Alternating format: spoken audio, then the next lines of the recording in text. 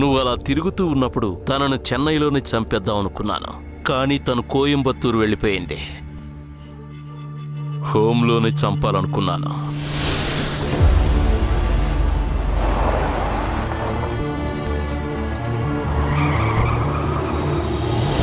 తనని మా కంట్రోల్లోనే ఉంచుకున్నా. కానీ నీ టైం బాగుండి తను నీకు దొరికిపోయింది. ఏంజెల్ నీకు దొరికిన తరువాత ఆ నేరాన్ని ఇదిగో ఈ కుక్క మీద వేద్దాం అనుకున్నాను.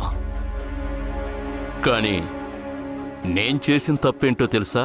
ఈ పనంతా వీడి చేతే చేయించాలనుకోవడం. పోలీసుల్ని డైవర్ట్ చేయడం మాకు కొత్త కాదు పాండ్యాన్. రైల్వే స్టేషన్లో ఒక అమ్మాయి మర్డర్ కేసుతో మీ డిపార్ట్మెంట్ మొత్తాన్ని డైవర్ట్ చేశాను. అదే గ్యాప్లో ఎన్నో కోట్ల విలువైన హవాలా డబ్బుని ట్రాన్స్ఫర్ చేయించుకున్నాను. ఒక చిన్న విషయానికి ఇంత ఆలోచించే నేను మీకు దొరికేలా తప్పెందుకు చేస్తాననుకున్నా? ఎంత పెద్ద స్కెచ్ చేసి ఉంటాను. ఒక పోలీసు వాడి ఇంట్లో 2 హత్యలు చేయడం అంటే సులభమైన పని కాదు పాండ్యాన్. సంధ్య దగ్గరున్న ఆ వివరాలేంటో తెలుసుకోవటానికి సంధ్యాని మా అబ్బాయికిచ్చి పెళ్లి చేద్దాం అనుకున్నాను.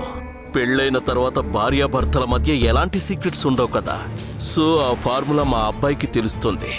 ఎట్ ద సేమ్ టైం ఆ ఫార్ములాని ఎగ్జిక్యూట్ చేయటానికి వీ నీడ్ బల్క్ అమౌంట్. డబ్బంతా సంధ్య పేరు మీద ట్రాన్స్ఫర్ అయితేనే మా ప్లాన్ సక్సెస్ అయినట్టు. అందుకే సచిన్ని స్మితని చంపాలని అనుకున్నాం. మా ప్లాన్లో భాగంగా అన్నీ కరెక్ట్గా జరుగుతూ వచ్చాయి. నీ కాన్సంట్రేషన్ని డైవర్ట్ చేయటానికి ఇంతకు ముందే పారిపోయిన ఒక పాత స్వామీజీ పేరు చెప్పి మోసం చేశాం. కానీ అన్ఫార్చునేట్లీ మా ప్లాన్ సక్సెస్ కాలేదు. పాండ్యాన్, నీలాంటి వాడు డిపార్ట్మెంట్లో ఉండటం వల్ల ఎలాంటి ఉపయోగం ఉండదు. నువ్వు మాతో వచ్చేసే. ఆపో ఈ 4 పోలీస్ మైండ్ 2 కలిస్తే మనం గొప్పగా సాధించొచ్చు.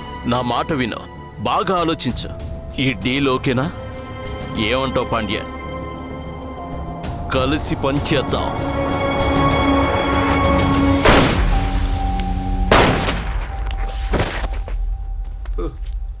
సార్, ఏంటి సార్ ఇది? రంజిత్ సార్, ఏమైంది?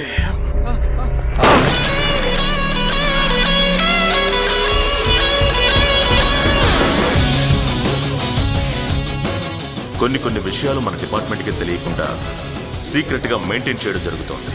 Anyway, see you soon for our next operation. మన ఆపరేషన్ ఇలాగే కొనసాగాలి. All the best. Thank you sir.